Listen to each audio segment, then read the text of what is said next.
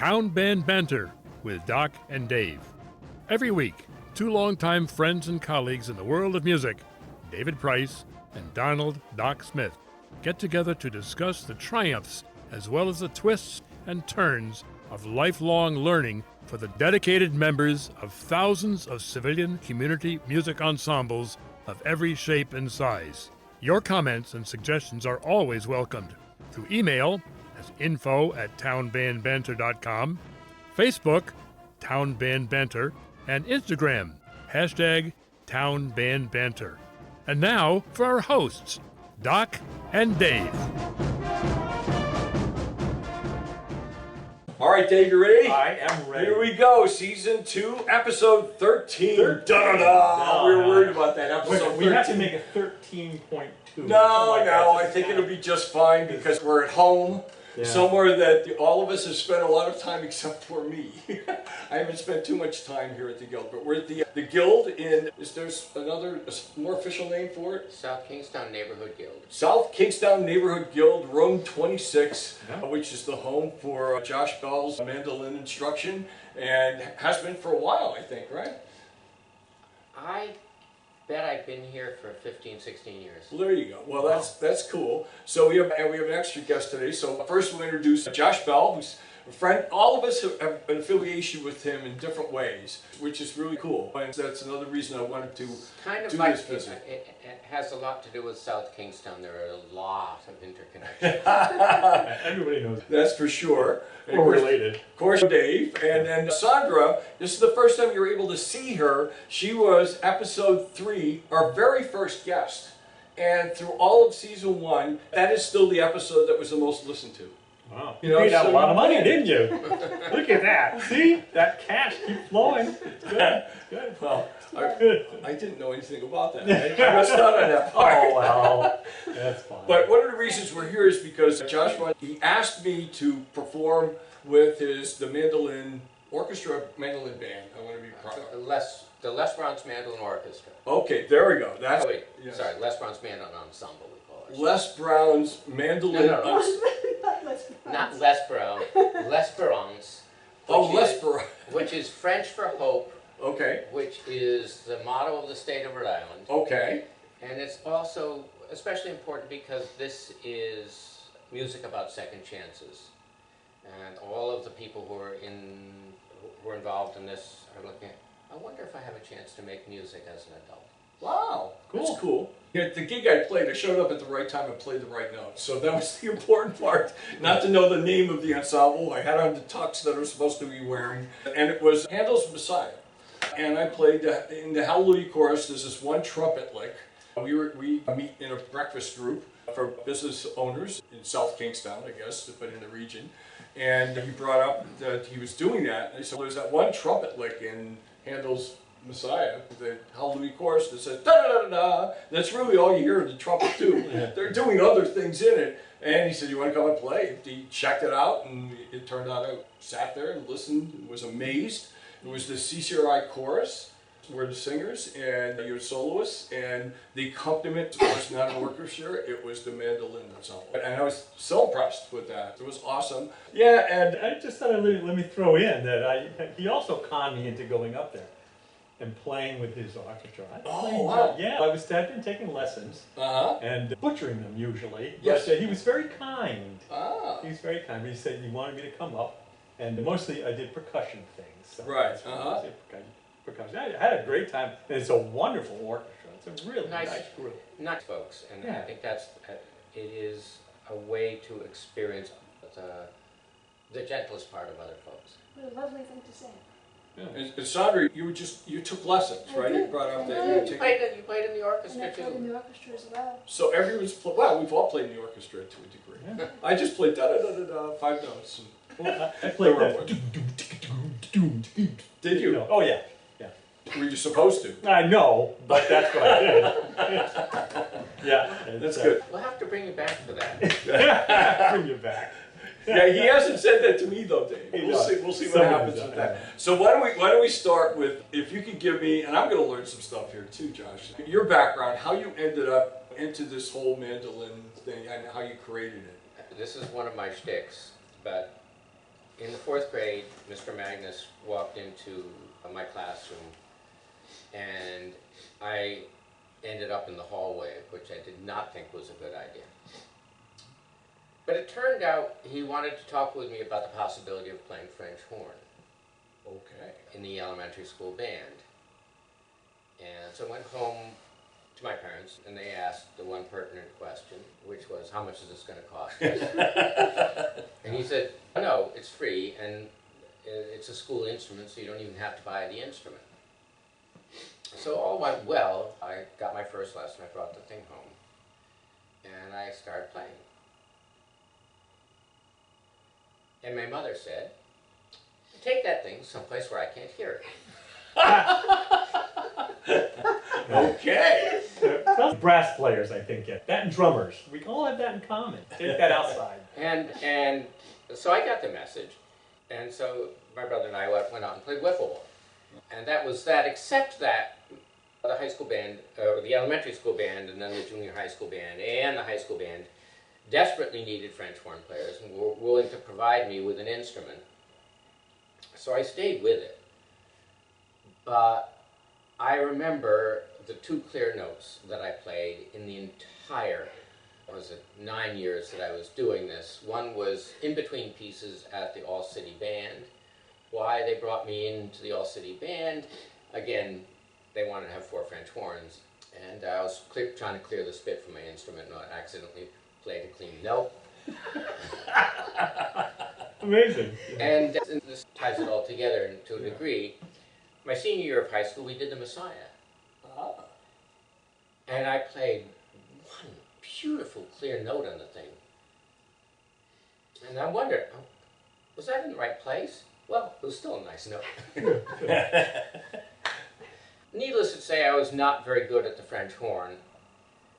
And I took a year off from school after I graduated from high school. And when I came back, my brother had picked up a banjo that was floating around in the house. It had belonged to a friend of mine in high school, and he loaned it to me. I had tried playing on that, and I got no place. But my brother picked it up, and after 4 or 5 months of practicing on this, he could play stuff.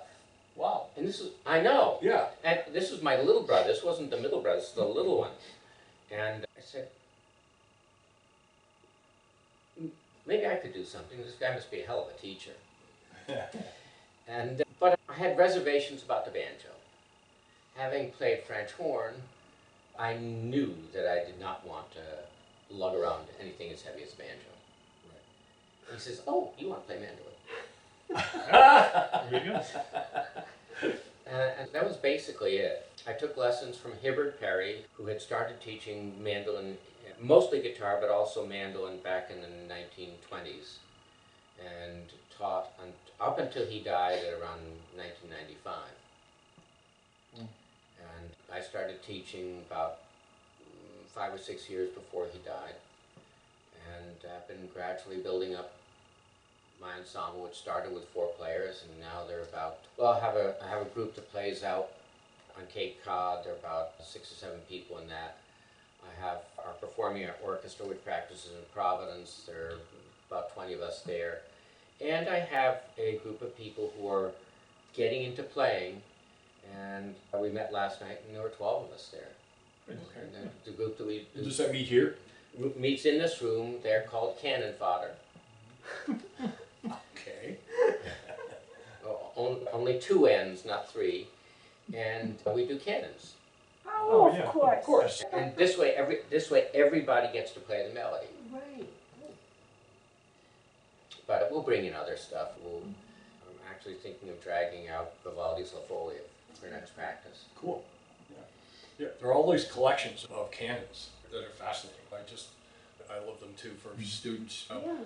Sometimes they're pretty difficult if they end up being like 2 beats apart and get complex. It's pretty intense to play through them and keep track of where you are. I remember when I was taking, maybe you had a similar experience, Sandra, but when I was taking lessons from you, I hadn't been playing that long. And you said, all right, we're going to go out and play with the ensemble. And there were like 3 or 4 or 5 guys that were in, after my lesson, they were in the hall waiting. And I said, I don't think I can do this. And they go, oh, no, yeah, of course you can. And one of those things about a teacher that doesn't take no. It's not a, it's not a I was question. whining and sniveling, and you wouldn't let me go. It's not a question. It's not a question of not taking no. It's a question about believing. Yeah, you're right. Yeah. Well, I think it's a question about believing, but it's also, you begin to realize what can be gained by playing with other people. That is completely unknowable to you if you never have. And I will say this, one of the things about mandolins is that it is a community instrument. It needs to have other folks around it. Piano and to a large degree guitar are both self-contained instruments. You can hide yourself in a room and play the whole thing by yourself. But it's a different experience to get together with other people and play with them. Yeah, I did enjoy playing with your little ensemble. I enjoyed playing with your orchestra too, for that matter. It was really a neat experience, entirely different. As a music major like Doc, you don't get a chance to do. Who gets to play in a mandolin ensemble like that? You know, We call it the Holy Trinity, right? The band, the chorus, and the orchestra. And that's pretty much it. It's different. Yeah. I think, and another important thing about mandolins is that historically, mandolin has been a folk instrument. And I don't mean that it's classical mandolin started being a thing back in the 1600s. In the 1700s, it was a major classical instrument throughout Europe, and there were classical mandolinists in the United States in the mid-late 1700s. Mostly people that were dodging debt collectors in England, but... But that's another story. So mandolin is still a good instrument for dodging debt collectors? Or? Yeah. I should work on that. Yeah, that's right. Talking about a recruiting strategy. But they did have to leave the country, their country of origin, to do this, and for some of them, it was a second-hand country of origin. These are, generally speaking, players from continental Europe who ended up in England and still had enough problems that they had to get to America. But when I say that mandolin is a folk instrument, I don't mean it in terms of folk music per se, that up until really the 20th century, a little bit in the 1890s and stuff, if you wanted to have music in your home, in your community, you had to make it yourself. Right. And in the United States and in Europe, starting in the 1880s, the mandolin became really the instrument of choice for people that wanted to make music. I was hoping we'd get into the history like this. I didn't know, I couldn't follow through all of that among all the string instruments. Like the guitar, where does the guitar fit into that picture? The mandolin orchestras of the 1800s, since mandolin orchestras started being a thing, guitars were an integral part of that. Okay, good. And lute, where does lute fit into that? Lute is a generic name for any instrument that has a body, a neck, and strings. Ah, okay. The mandolin is a lute. The violin is a bowed lute. Okay. Oh, I didn't know that. It's a generic name for any instrument that has strings, a resonating chamber, and a neck. But when we think of a lute today, there are a variety of different instruments, basically Renaissance and Baroque instruments, that have many of them tuned like guitars, but probably with a rounded back as Much opposed, more rounded, as yeah. opposed to that familiar guitar shape.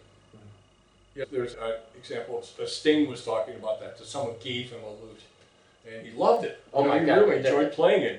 The Sting recordings of the Doland are just extraordinary. Yeah, but that's what he said. But like from the day someone gave it to him, he's been out looting. Looting everywhere.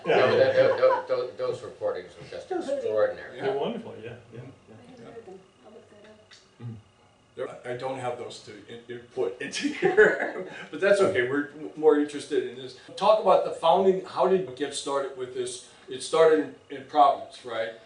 As part of the development of the mandolin, there was an Italian virtuoso named Giuseppe Pettine, born roughly 1880, I think possibly a few years before that, in Italy, came to the United States, I imagine he was he was sent here to avoid some of the troubles around the establishment of Italy as a country in the late 19th century. Mandolin primarily came from Italy?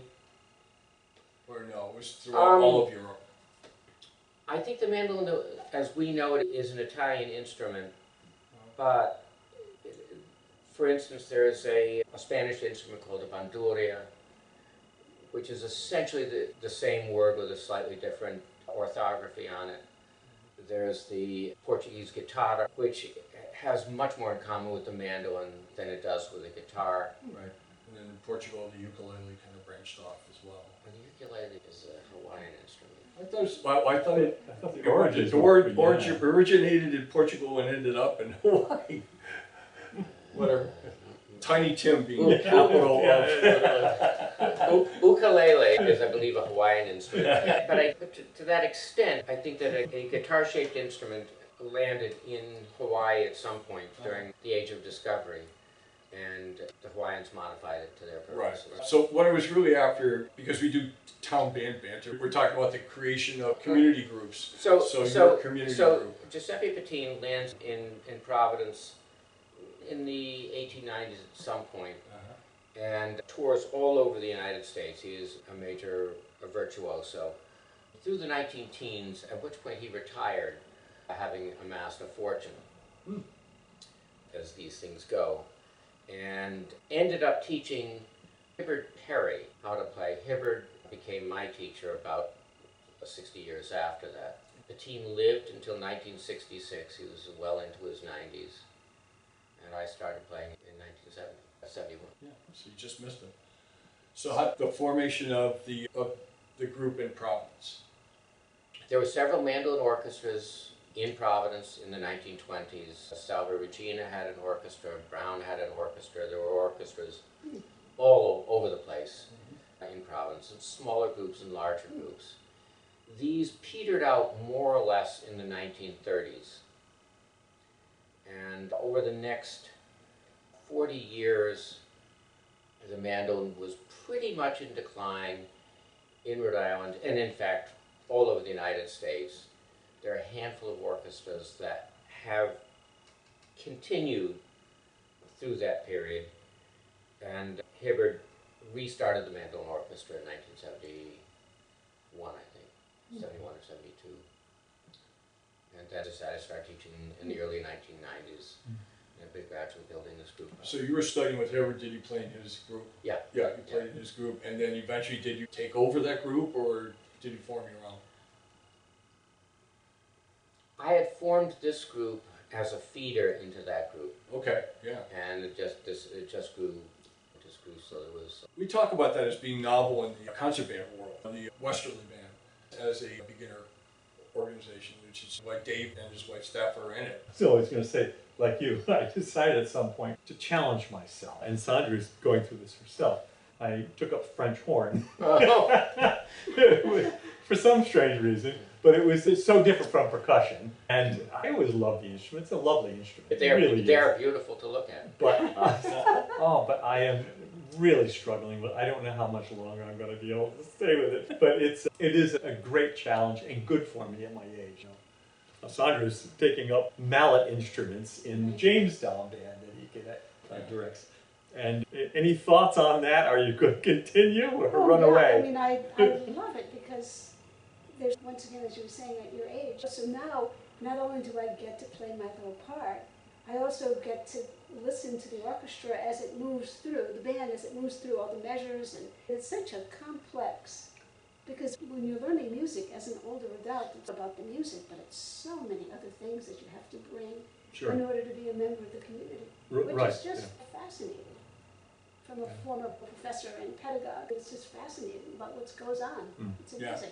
Right, there's a lot of steps. Yes. A lot of layers that are happening simultaneously. All of your players read, or like they're studying and they all read, or like how does that work? And a lot of the people that I get say, "Oh, I'd like to do it, but I don't read music." And you can prove to people within 2 or 3 weeks that they can read music. Right. So that's what I found with choir when I was a choir director for a short period of time. People would always say, "Well, I don't know how to read." So that's my job, and I'm good at showing you.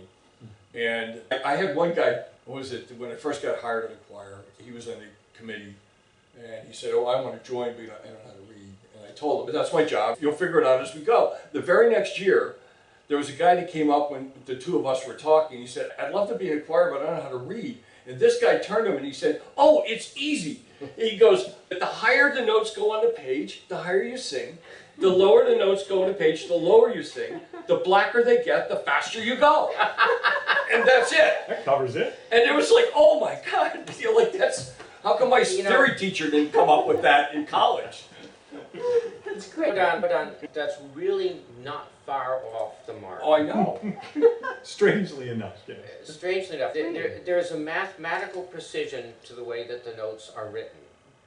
But it really isn't anything that, you can't convert that mathematical precision into the performance of music.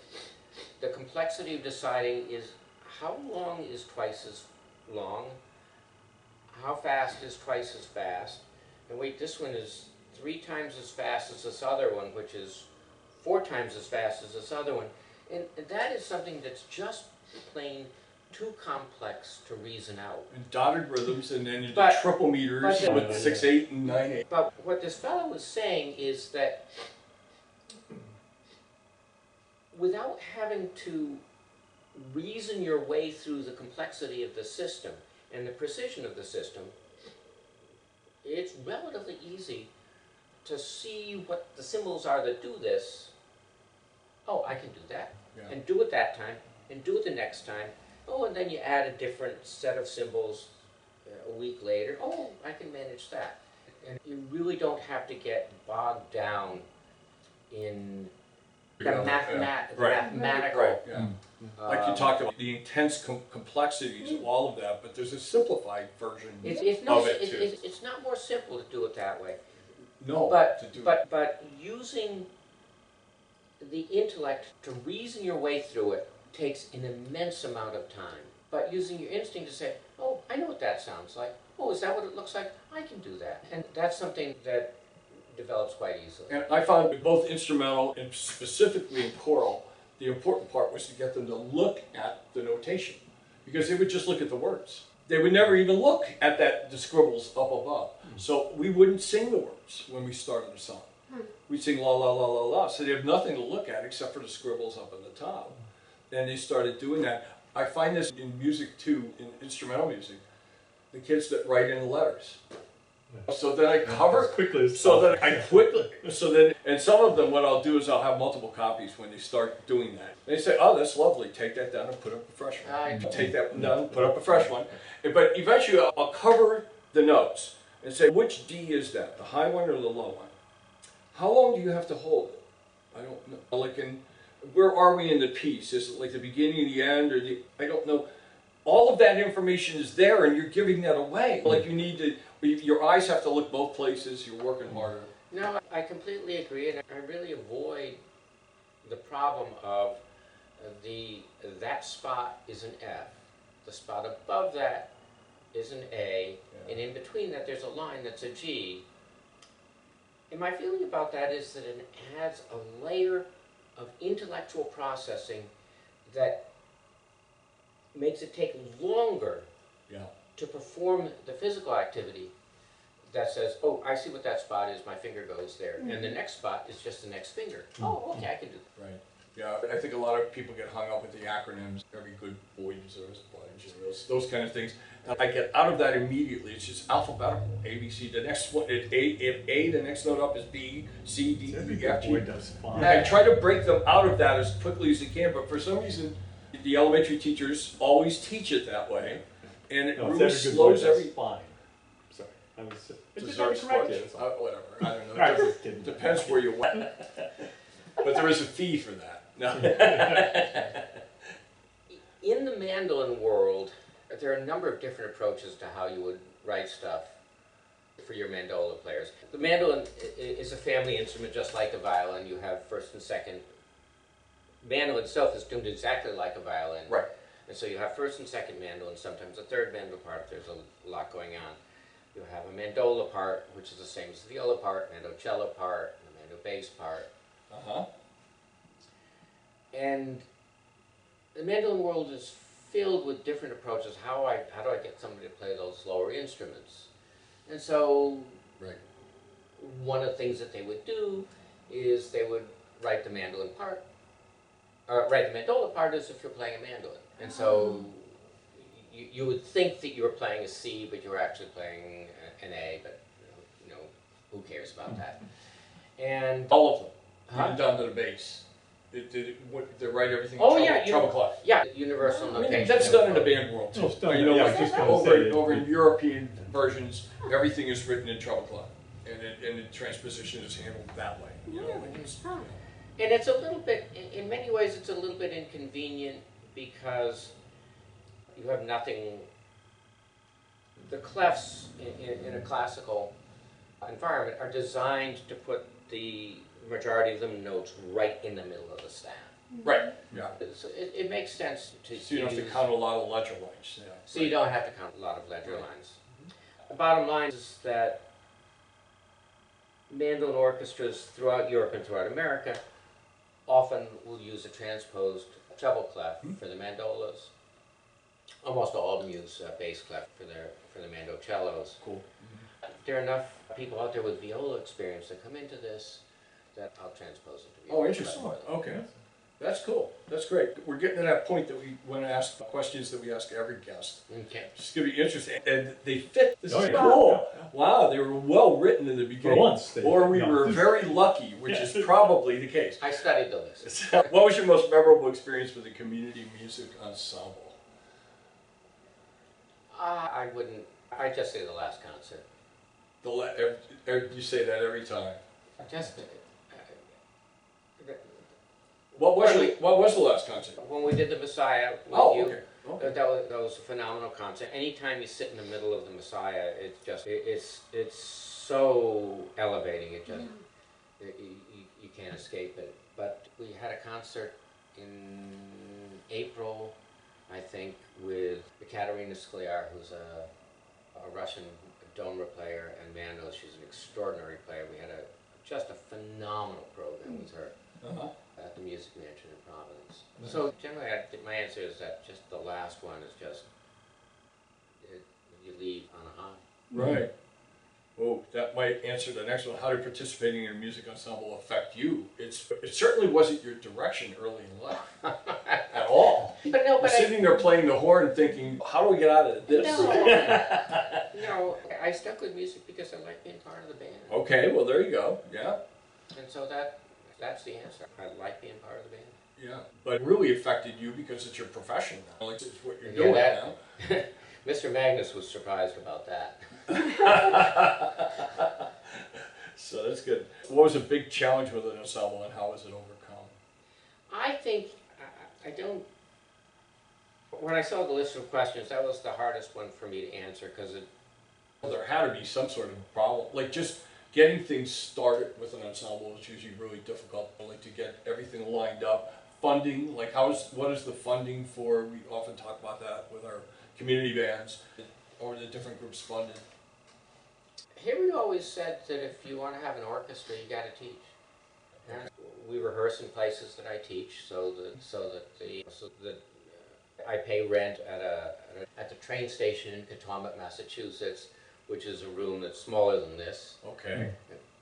And so I teach there in the morning, then we have the rehearsal afterwards. I teach in Providence at the Mediator Fellowship, and we'll rehearse tomorrow morning, and then I'll have a couple lessons after that. Is there a membership fee to be in the organizations, or just that Some- you take the lessons? A lot of orchestras charge a membership fee. We never have. We actually will typically make around about $1,000 for every performance. We don't have extraordinary costs. We paid the soloist a fee to come and play with us. Yeah. So no, it was never a money problem to get it going. So then people, you may have already answered this, people join by taking lessons, and then it's how you Yeah, end but up. I've got players in the group that didn't take lessons. That didn't take lessons, but you don't have auditions, right? They just, like, how does someone from outside who is already Sure. playing, who sees this, Sure. says, I want to join? No, there's a fellow who, in fact, Chris Kniff. was talking to this guy, says, oh, it sounds like a fun thing to do. How should I do this? And he called me up, and from talking to him, it sounded like he could play some. So he came 2 weeks ago for cannon fodder and came back last night and had a great time. Yeah, that's how you And did. so You didn't change the location of the rehearsal because he was so bad, and he came back and found you again. So it's like it's a meeting in the. Yeah, we had a good. But in answer to the question, this is the most difficult question for me, was finding a challenge. There is a challenge that I haven't been able to resolve, and that is that there have got to be 50,000 people in Rhode Island who have taken violin lessons Yes. and failed. Yeah. And since the instruments are tuned the same, there are lots of good reasons for failing at the violin. That bow thing, Just throw it out. getting that bow thing to work is as difficult as fitting a normal-sized human mouth inside of a French horn mouthpiece. Yes, that's a good analogy. Yeah, I would. But somebody who has, as I say, there have got to be 50,000 people in Rhode Island who have some amount of violin experience, and it didn't take the first time. And this is about meeting their hope that they can make music with other folks again. That's great. And it sounds good, but the big challenge for me has been, how do I reach those folks and say, this is something that you can do, and because you have this experience, it's going to go really easily. Maybe you could do like a podcast or something like that. That would be good. And put that information in the description underneath. I figured I'd glom onto somebody else's podcast and see if I can make it. No, that's Wait, no, absolutely. do me a favor, and put this at the beginning of the podcast before everybody drifts off to something else. That's for sure. Yes. We do have one last question for you, and again, it seems a little bit broad in general, but the future of community music ensembles. Is it going to continue? Are we going to be able to keep this type of thing going? Is there enough interest in the communities? With entertainment so easily. I want to go back to what I was talking about as mandolin being a folk instrument. We were discussing this, how up until 1900, 1910, if you wanted to have music at all, and especially if you wanted to have music in your home, you had to make it yourself. Right. And part of the pleasure of that was the listening. But I think the larger part of that was the pleasure of making the music. And in today's world,